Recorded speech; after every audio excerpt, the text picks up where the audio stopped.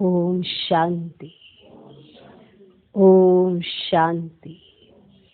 आज की तारीख है 29 जुलाई 2020। साकार महावाक्य। बाबा कहते, मीठे बच्चे, पहले पहले सबको बाप का सही परिचय देकर गीता का भगवान सिद्ध करो, फिर तुम्हारा नाम बाला होगा। बाबा कहते, मीठे बच्चे, पहले पहले सबको बाप का सही परिचय देकर गीता का भगवान सिद्ध करो, फिर तुम्हारा नाम बाला होगा।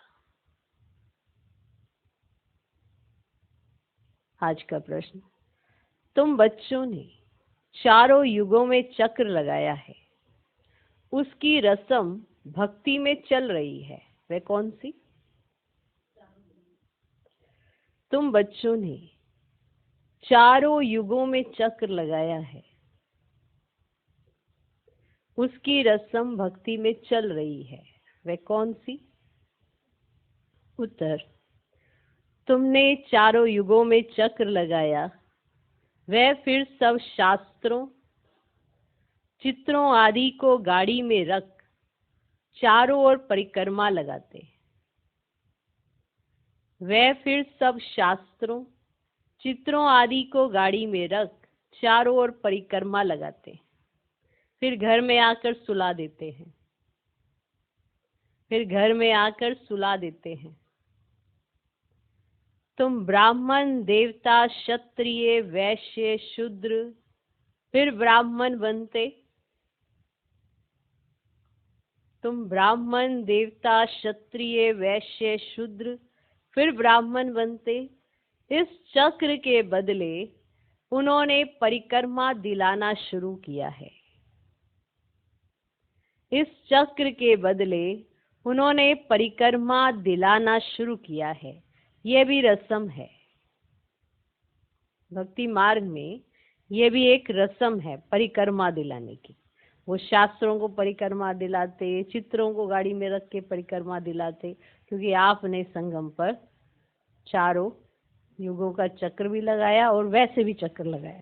ओके, स्वदर्शन चक्र भी घुमाया और वैसे भी चक्र लगाया, सतयुग से लेकर कलयुगांत, फिर सतयुग।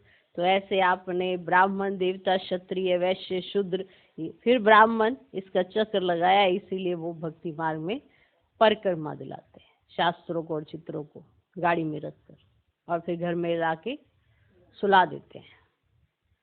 तो इस चक्र के बदले, आपके चक्र के बदले उन्होंने परिक्रमा दिलाना शुरू किया। यह भी एक रस्म है। ओम शांति। रूहानी बाप बैठ रूहानी बच्चों को समझाते हैं। जब कोई को समझाते हो तो पहले ये क्लियर कर दो कि बाप एक है। पूछना नहीं है कि बाप एक है व अनेक है, ऐसे तो फिर अनेक कह देंगे।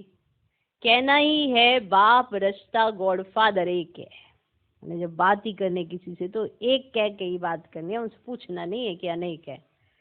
तो यही कहना है कि गॉड फादर एक है, वह सब आत्माओं का बाप है। पहले पहले ऐसे भी नहीं कहना चाहिए कि वह बिंदी है, इसमें फिर मूंज पड़ेंगे, है ना। आपको देखकर समझना है कि किसको कैसे बात करनी होती है, किसको कैसे समझाना होता है। तो बाबा हर तरह की युक्ति बता देते हैं, ताकि आपके सामने जब भी कोई आए तो आपको ये पता होना चाहिए कि हमको बात कैसे करनी है। कहेंगे तो हमें समझ नहीं आती कैसे करनी। यही तो बुद्धि का योग है कि आपको ये पता होना चाहिए कि कब कहाँ क्या बात करनी है। इसीलिए तो हर तरह की युक्ति मुरली में आती है। कभी कहते हैं बाबा कि आप बिंदी पे समझाओ, उस चित्र से आगे नहीं बढ़ो। कभी कहेंगे गीता के भगवान पे समझाओ। उसका कारण क्या है कि आपको ये जज करना है कि कब कहाँ किसके सामने क्या पॉइंट कहना है। तो जब आपकी बुद्धि की तार बाबा के साथ होगी तो आपको टच जरूर होता है कि ये हमें करना चाहिए, नहीं करना चाहिए। इग्नोर करते हो वो एक अलग बात होती है। ऐसा कोई ब्राह्मण नहीं होगा जिसको कोई भी कर्म करते ये टच ना होता हो कि ये मुझे करना चाहिए, नहीं करना चाहिए। और अगर किसी से बात भी करते हो तो भी आपको टच होता है कि मुझे इसको कौन से पॉइंट पर क्लियर करना चाहिए। तो अगर बुद्धि की तार बाबा के साथ रहती है तो आपको जरूर टच होता है। और फिर अगर कुछ ऊपर नीचे हो जाता है, कहते मैं क्या करूं, मैं क्या करूं, मैं क्या करूं। क्या बुद्धि की तार बाबा के साथ क्यों नहीं थी? इस पर ही तो ध्यान रखना है ताकि एक्यूरेट चल सके। ऐसे तो एक्यूरेसी आने से रही कि हम सोचे हम तमो प्रधान भी हो और एक्यूरेट भी हो। तो तमो प्रधानता जब तक सतो प्रधानता में बदलती नहीं जाएगी तो एक्यूरेसी कहाँ से आएगी? बुद्धि की तार बाबा से नहीं, पता नहीं देह और देहधारियों में ही फंसी हुई है। उस देह और देहधारियों की दृष्टि से आप देखते हो, इसीलिए आपको समझ में नहीं आता कि बाबा आपको क्या इशारा दे रहा है। और अगर देह और देहधारियों से बुद्धि हटाकर आप सोचेंगे तो आपको इशारे बहुत जल्दी कैच होते हैं। तो इसलिए कई बार मुरलियों में बहुत तरह तरह से युक्तियां आती हैं। कई बार बाबा कहते हैं आप लक्ष्मी के चित्र पर ले जाओ, कई बार कहते हैं ज्योति बिंदु पे समझाओ, कई बार कहते हैं कि महिमा एक ही की करो, फिर कभी कह रहे हैं गीता के भगवान को सिद्ध करो। तो ये तरह तरह की युक्तियां हैं। सबको देखते हुए आपको कौन सी युक्ति यूज करनी है, ये आपको अपनी बुद्धि की तार बाबा के साथ लगी हुई होगी तो उस समय आपको टच हो जाएगी, क्योंकि युक्तियां बता दी गई हैं। अब यूज कैसे करना है ये आपकी अपनी बुद्धि पर निर्भर करता है, जिसके आधार पर आपका कर्म बनेगा। हर एक के कर्म श्रेष्ठ बन सकते हैं जब बुद्धि की तार बाबा के साथ लगी रहती है। तो ऐसे तो फिर कोई भी श्रेष्ठ कर्म नहीं करेगा। सब कहे मैं क्या करूं, मैं क्या करूं, मुझसे ये हो जाता, मैं क्या करूं, मैं क्या करूं। ऐसे तो फिर हर कोई ऊपर से नीचे गिरेगा और कहेगा मैं क्या करूं। नहीं, तो बुद्धि की तार बाबा के साथ होगी तो एक्यूरेट समझ में आएगा कि किस समय क्या समझाना है और क्या कहना है। इसलिए बाबा कहते हैं कि पहले पहले ऐसे भी नहीं कहना चाहिए कि वह बिंदी है, कि माना आप समझा रहे हो कि वो एक बाप है, सबका पिता है, और फिर साथ साथ कह रहे हो तो बिंदी है, तो खुद तो मूंझे ही और फिर दूसरे को समझाते समझाते और मूंझ गए। तो हर पॉइंट बाबा ने मुरलियों में सबको समझा दिया है कि आपको किस तरह से बात करनी चाहिए, किस तरह से समझाना चाहिए, क्या व्यवहार आपको रखना चाहिए, कैसी पर्सनैलिटी आपको बनानी चाहिए। तो पहले पहले ऐसे भी नहीं कहना चाहिए कि वह बिंदी है, इसमें फिर मूंझ पड़ेंगे। पहले पहले तो ये अच्छी रीति समझाओ कि दो बाप है, लौकिक और पारलौकिक। लौकिक तो हर एक का होता ही है, लेकिन उनको कोई खुदा, कोई गॉड कहते हैं, है एक ही। देखो लौकिक तो सबका अपना है, लेकिन कोई खुदा को गॉड कह देता है, कोई अल्लाह कह देता है, कोई भगवान कह देता है, गॉड फादर कह देता है। इस तरह से पुकारने में अलग अलग आ जाता है एक ही। सब एक को ही याद करते हैं। पहले पहले ये पक्का निश्चय कराओ कि फादर है स्वर्ग की रचना करने वाला, वे यहाँ आएंगे स्वर्ग का मालिक बनाने, जिसको शिव जयंती भी कहते हैं। ये भी तुम बच्चे जानते हो, स्वर्ग का रचता भारत में ही स्वर्ग रचते हैं, जिसमें देवी देवताओं का ही राज्य होता है। तो पहले पहले बाप का ही परिचय देना है। उनका नाम है शिव। गीता में भगवान उवाच है ना, है ना। पहले पहले तो ये निश्चय कराए लिखा लेना चाहिए। जैसे आप किसी से निश्चय कराओ, माना किसी को पक्का कराओ, उसको समझ में आ जाए तो लिखवा लेना चाहिए, क्योंकि बाहर जाएगा फिर भूल जाएगा। तो लिखवा लेना चाहिए। गीता में है भगवान उवाच, मैं तुमको राजयोग सिखाता हूँ, अर्थात नर से नारायण बनाता हूँ। ये कौन बता सकते हैं?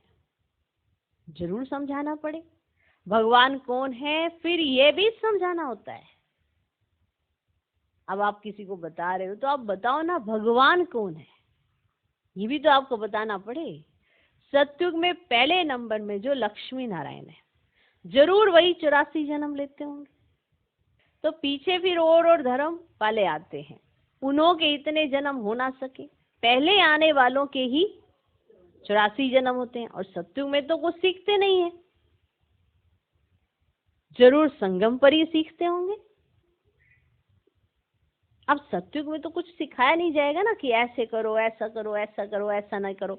ये संगम पर सिखाया जाता है। ये दैवी गुणों की धारणा, तुम्हें ऐसा करना चाहिए, ऐसा नहीं करना चाहिए, ये तुम पर शोभा नहीं देता, ये अच्छा नहीं लगता, तुम भगवान के बच्चे हो, ये सब कब सिखाया जाता है? संगम पर।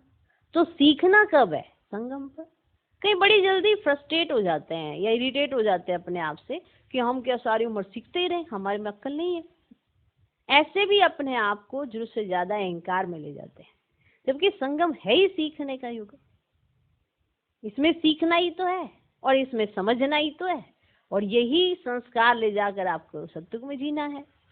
दैवी गुणों की धारणा तो आपको संगम पे करनी है, सत्युग में थोड़ा है।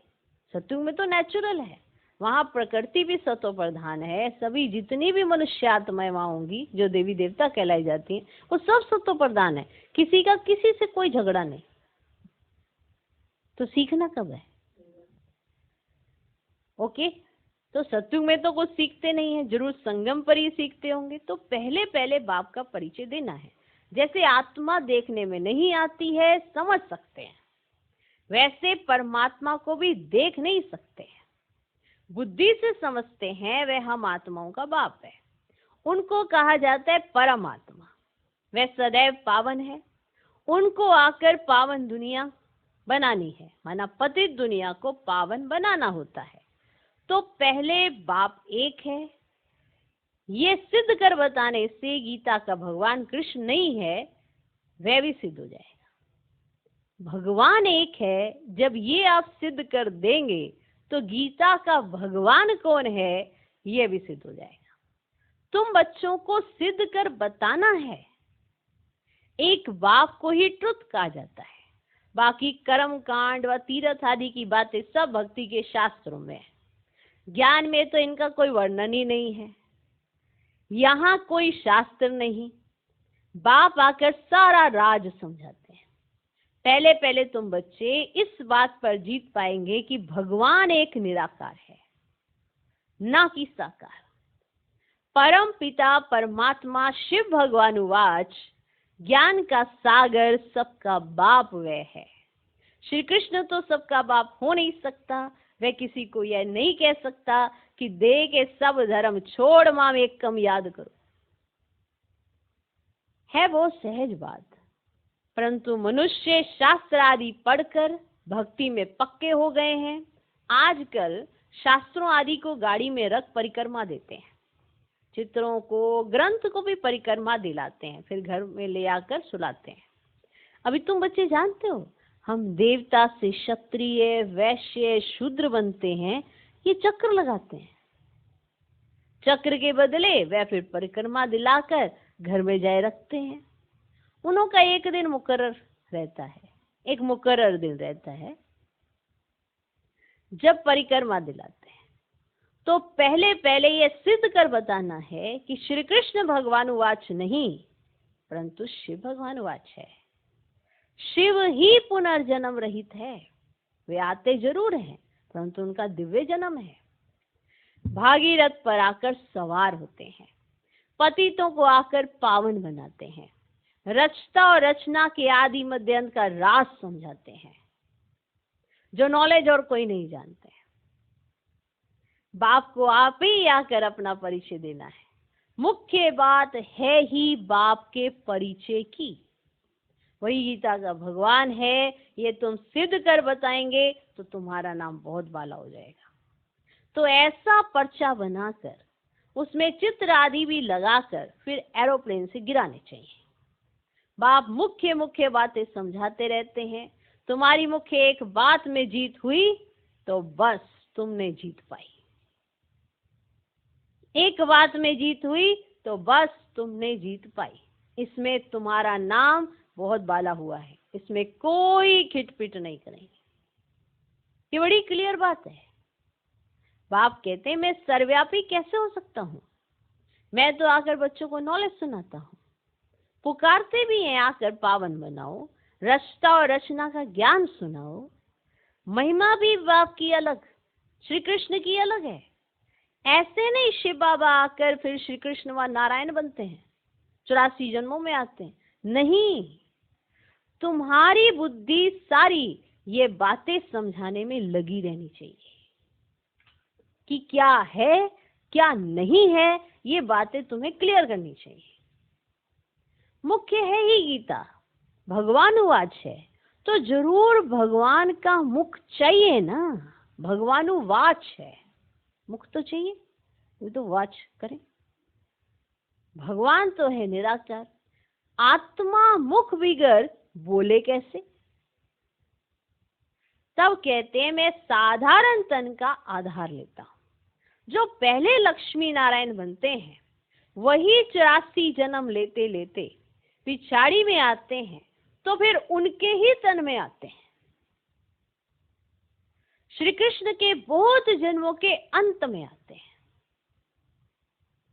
ऐसे ऐसे विचार सागर मंथन करो कि कैसे किसको समझाएं, कि माना कैसे शिव बाबा आते हैं, क्या आके करते हैं। ये नहीं कि शिव बाबा श्री कृष्ण बनते हैं, नहीं। शिव बाबा किन में आते हैं, कैसे आते हैं, क्या आकर करते हैं, तो कृष्ण के बहुत जन्मों के अंत में आते हैं। ऐसे ऐसे विचार सागर मंथन करो कि कैसे किसको समझाएं। एक ही बार से तुम्हारा नाम वाला हो जाएगा। रास्ता बाप का सबको मालूम पड़ जाएगा। फिर तुम्हारे पास बहुत आएंगे, तुमको बुलाएंगे कि यहाँ आकर भाषण करो। इसलिए पहले पहले अलग सिद्ध कर समझाओ। तुम बच्चे जानते हो बाबा से हम स्वर्ग का वर्षा ले रहे हैं। बाबा हर 5000 वर्ष के बाद भारत में ही भाग्यशाली रथ पर आते हैं। ये है सौभाग्यशाली जिस रथ में भगवान आकर बैठते हैं। यह है सौभाग्यशाली जिस रथ में भगवान आकर बैठते हैं। कोई कम है क्या? कोई कम है क्या? भगवान इनमें बैठ बच्चों को समझाते हैं कि मैं बहुत जन्मों के अंत में इसमें प्रवेश करता हूं। श्री कृष्ण की आत्मा का रथ है ना, वह खुद कृष्ण तो नहीं है, बहुत जन्मों के अंत का है। हर जन्म में फीचर्स, ऑक्यूपेशन आदि बदलता रहता है। बहुत जन्मों के अंत में जिसमें प्रवेश करता हूं वह फिर श्री कृष्ण बनते हैं। आते हैं संगम युग में। हम भी बाप का बनकर बाप से वर्षा लेते हैं। बाप पढ़ाकर साथ ले जाते हैं और कोई तकलीफ की बात नहीं। बाप सिर्फ कहते हैं मामिक कम याद करो। तो ये अच्छी रीति विचार करना चाहिए कि कैसे कैसे लिखें। यही मुख्य मिस्टेक है जिस कारण ही भारत अनराइटियस, इरिलीजियस, इंसॉल्वेंट बना है। बाप फिर आकर राजयोग सिखलाते हैं, भारत को राइटियस सॉल्वेंट बनाते हैं, सारी दुनिया को राइटियस बनाते हैं। उस समय सारे विश्व के मालिक तुम ही हो। कहते हैं ना, wish you long life and prosperity. बाबा आशीर्वाद नहीं देते हैं कि सदा जीते रहो। ये साधु लोग कहते हैं अमर रहो। तुम बच्चे समझते हो अमर तो जरूर अमरपुरी में होंगे, मृत्यु लोक में फिर अमर कैसे कहेंगे? तो बच्चे जब मीटिंग आदि करते हैं तो बाप से राय पूछते हैं। बाबा एडवांस राय देते हैं। सब अपनी अपनी राय लिख भेजें, फिर भल इकट्ठे भी हो। सब अपनी अपनी राय लिख भेजें, फिर भल इकट्ठे भी हों। राय तो मुरली में लिखने से सबके पास पहुंच सकती है। बाबा सबकी देखो राय लेते हैं, फिर बाबा मुरली चलाते हैं तो सबकी पास राय पहुंच जाती है कि बाबा ने क्या कहा। 2-3 हजार खर्चा बच जाए। इन 2-3 हजार से तो 2-3 सेंटर खोल सकते हैं। माना सबके पास ऐसे इंडिविजुअल अलग अलग एक मुरली से ही सबके पास तो राय जा सकती है ना। तो 2-3 हजार खर्चा बच जाएगा और 2-3 हजार से तो सेंटर खोल सकते हैं। गांव गांव में जाना चाहिए चित्रादि लेकर। तुम बच्चों का जास्ती इंटरेस्ट सूक्ष्म वतन की बातों में नहीं होना चाहिए। नाना क्या हो रहा है सूक्ष्म वतन में, कैसे रहते हैं, क्या होता है। तो बाबा ये समझाना चाहते हैं तुम्हारा इंटरेस्ट ना अपने पुरुषार्थ पे ज्यादा होना चाहिए कि तुम्हें क्या करना है, तुम्हें कैसे दैवी गुणों की धारणा करनी है, कैसे तुम्हें शिव बाबा का परिचय सबको देना है ना। ये वाला इसमें होना चाहिए। अपने आप को ऐसा लायक बनाकर बाप का नाम वाला करना है। जिससे किसी को ये तो पता पड़े कि आपको पढ़ाता कौन है, या आपको सिखाता कौन है, या समझाता कौन है, या किसने आपके जीवन को इतना अच्छे से निखारा है। तो आपके जीवन में जब गुण और संस्कार और स्वभाव अच्छा ही नहीं होगा तो कोई क्या पूछेगा। अगर आप लड़ाई झगड़ा करने में ज्यादा यकीन रखते हो तो कौन पूछेगा भैया कौन है तेरे पीछे। अगर आपको बात करने की सभ्यता ही नहीं होगी किसी के साथ, आपको कैसे बात करनी चाहिए। जब देखो ऐसे लड़ने को पड़ते हो, छोटों से बात करने की तमीज नहीं, बड़ों के साथ मान सम्मान की वो नहीं, तो बताओ कौन कहेगा कि हाँ भी इन्हें कौन पढ़ाता है। तो कैरेक्टर तो वही समझ में आता है और अच्छा भी वही लगता है जिसके अंदर दैवी गुणों की धारणा होती है, जो अपने जीवन से शो करके दिखाता है कि आपको कौन समझा रहा है, कौन आपको पढ़ा रहा है। या इतना लायक कैसे बन सकता है इंसान कोई, पर इनको देख के तो साफ समझ आ रहा है कि ऐसा बन सकते हैं, तो इसका मतलब पुरुषार्थ हम भी करेंगे तो हम भी बन सकते हैं। तो इस तरह का एग्जाम्पल बनना चाहिए। दैवी गुणों की धारणा भी आप अपने लिए ही करते हो, हर बात का चिंतन भी आप अपने लिए करते हो, तो क्यों दूसरे को सुनाते रहते हो। अब रोज सुबह उठना होता है तो आपको मैं तो रोज उठ लिया, बहुत उठ लिया, तो वैसे नहीं उठोगे क्या। अब आप अगर समय से पहले उठते हो, जो दुनिया उठती है उससे पहले उठ जाते हो, तो आप महान बन जाते हो, वरना इंसान ही हो। इंसान तो उठता ही है, जीव जंतु जानवर पेड़ पौधे सारे उठ जाते हैं। आप उठे तो क्या उठे। अब जैसे स्टूडेंट्स हैं, पढ़ते हैं, रात को लेट से सोते हैं, सुबह भी जल्दी उठ जाते हैं। अब रोज सुनाने लगा टीचर हम तो रोज सुबह जल्दी उठते हैं, रोज रात को लेट सोते हैं। अब उस भैया करोगे, कुछ भी करोगे, पढ़ाई भी करोगे अपनी खातिर करोगे, जो भी करोगे अपनी खातिर करोगे। तो अगर सिर्फ इन्हीं सब चीजों में जाते रहना है कि क्या हो रहा है क्या नहीं हो रहा है, फालतू की व्यर्थ की बातों में, तो अपना परिवर्तन नहीं हो सकता है। ओके, तो तुम बच्चों का जास्ती इंटरेस्ट सूक्ष्मतन की बातों में नहीं होना चाहिए। ब्रह्मा विष्णु शंकर आदि चित्र हैं तो इस पर थोड़ा समझाया जाता है, इनों का बीच में थोड़ा पार्ट है, तुम जाते हो मिलते हो बाकी और कुछ है नहीं, इसलिए इसमें जास्ती इंटरेस्ट नहीं लिया जाता। तो तुम जाते हो मिलते हो बाकी और कुछ है नहीं, इसीलिए इसमें जास्ती इंटरेस्ट नहीं लिया जाता है। यहाँ आत्मा को बुलाया जाता है, उनको दिखाते हैं, कोई कोई आकर रोते भी हैं, कोई प्रेम से मिलते हैं, अनात्मा को बुलाते हैं, कोई कोई आके रोते हैं और कोई कोई प्रेम से मिलते हैं, कोई दुख के आंसू बहाते हैं। ये सब ड्रामा में पार्ट है, जिसको चिट चैट कही जाए, वो लोग तो ब्राह्मण में कोई की आत्मा को बुलाते हैं, फिर उनको कपड़ा आदि पहनाएंगे। अब शरीर तो वह खत्म हो गया, बाकी पहनेंगे कौन। तुम्हारे पास वे रस्म नहीं है, रोने आदि की तो बात ही नहीं है, तो ऊंचते ऊंच बनना है, वह कैसे बने। जरूर बीच में संगम युग है, तब जब पवित्र बनते हैं। तुम एक बात सिद्ध करेंगे तो कहेंगे ये तो बिल्कुल ठीक बताते हैं, भगवान कभी झूठ थोड़ी बता सकते हैं। फिर बहुतों का प्यार भी होगा, बहुत आएंगे। समय पर बच्चों को सब पॉइंट्स भी मिलती रहती हैं। हमारे पास सारी पॉइंट्स होती हैं बुद्धि में, अगर बुद्धि की तार बाबा के साथ होगी तो उस समय के लिए कौन सी पॉइंट कारगर होगी, ये आपकी बुद्धि में अपने आप आ जाएगा। और अगर नहीं आ रहा तो इसका मतलब आपकी बुद्धि की तार बाबा से कम देह और देहधारियों से ज्यादा लगी हुई है, इसीलिए आपको टच नहीं हो रहा है कि क्या करना चाहिए क्या नहीं करना चाहिए। तो समय पर बच्चों को सब पॉइंट्स भी मिलती रहती हैं। और देखो हमें मुरली के द्वारा हर तरह की पॉइंट्स मिल चुकी है ना। आप ये कह ही नहीं सकते कि इस पर समझाया नहीं गया है या मुझे इसके बारे में पता नहीं है। सब तरह की पॉइंट्स आप सुनते हो। पिछाड़ी में क्या क्या होना है वह भी देखेंगे। लड़ाई लगेगी, बॉम्ब्स छूटेंगे, पहले मौत है उस तरफ, यहाँ तो रक्त की नदियां बहनी है, फिर घी दूध की नदी।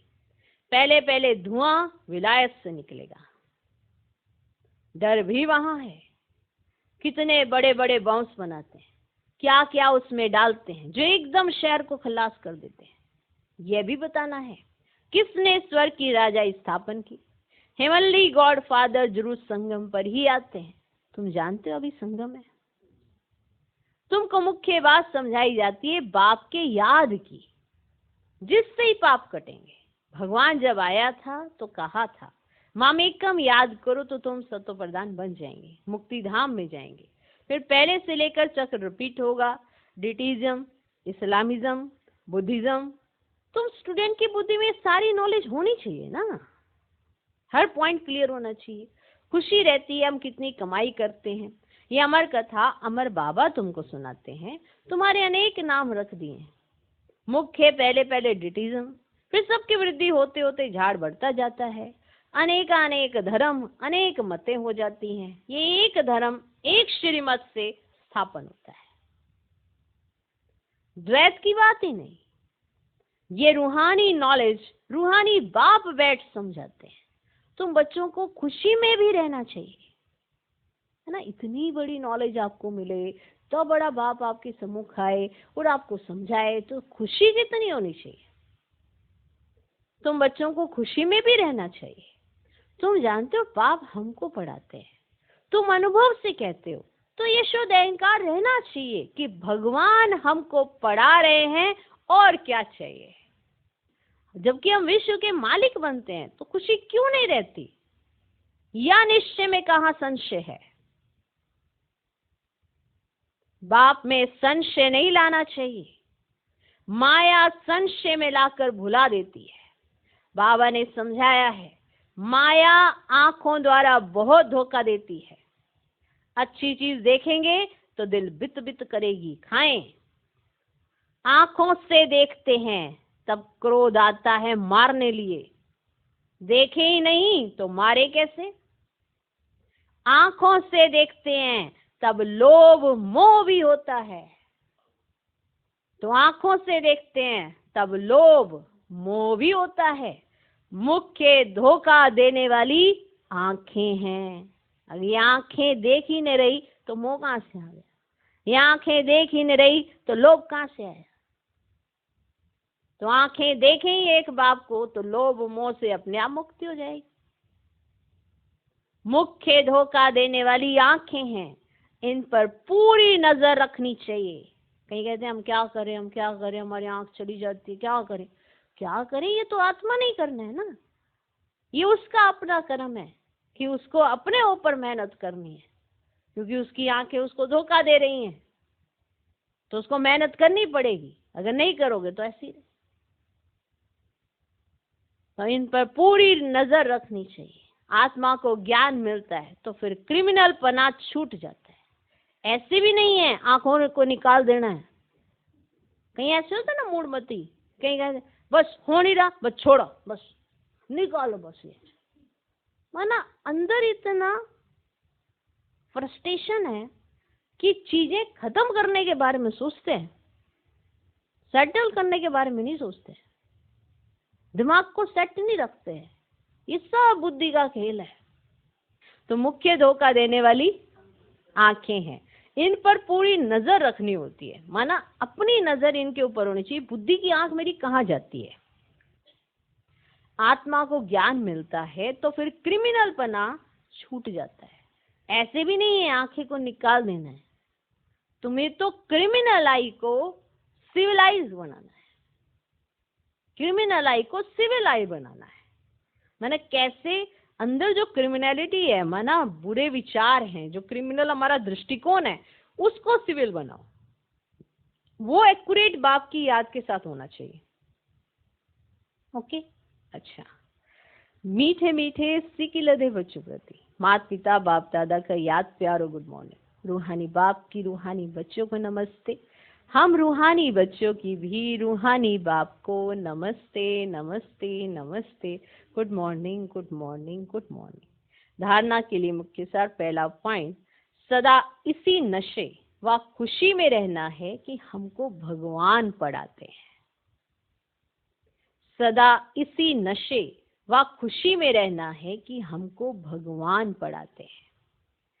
किसी भी बात में संशय बुद्धि नहीं होना है। किसी भी बात में संशय बुद्धि नहीं होना है। शुद्ध अहंकार रखना है। शुद्ध अहंकार का अर्थ नशे से है। दूसरा पॉइंट, सूक्ष्म वतन की बातों में ज्यादा इंटरेस्ट नहीं रखना है। सूक्ष्म वतन की बातों में ज्यादा इंटरेस्ट नहीं रखना है। आत्मा को सत्व प्रधान बनाने का पूरा पूरा पुरुषार्थ करना है। आत्मा को सत्व प्रधान बनाने का पूरा पूरा पुरुषार्थ करना है। आपस में राय कर सबको बाप की सही पहचान देनी है। आपस में राय कर सबको बाप की सही पहचान देनी है। आज का वरदान, संगम युग के महत्व को जान, एक का अनगिनत बार रिटर्न प्राप्त करने वाले सर्व प्राप्ति संपन्न भव। संगम युग के महत्व को जान, एक का अनगिनत बार रिटर्न प्राप्त करने वाले सर्व प्राप्ति संपन्न भव। संगम युग पर बाप दादा का वायदा है, 1-2 लाख लो, 1-2 लाख लो। जैसे सर्वश्रेष्ठ समय, सर्वश्रेष्ठ जन्म, सर्वश्रेष्ठ टाइटल इस समय के हैं, वैसे सर्व प्राप्तियों का अनुभव अभी ही होता है। अभी एक का सिर्फ लाख गुना नहीं मिलता, लेकिन जब चाहो, जैसे चाहो, जो चाहो, बाप सर्वेंट रूप में बांधे हुए हैं।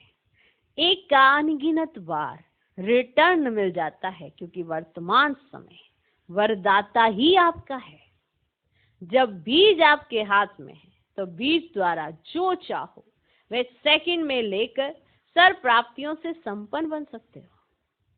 आज का स्लोगन, कैसी भी परिस्थिति हो, परिस्थिति चली जाए लेकिन खुशी नहीं जाए। कैसी भी परिस्थिति हो, परिस्थिति चली जाए लेकिन खुशी नहीं जाए। ओम शांति।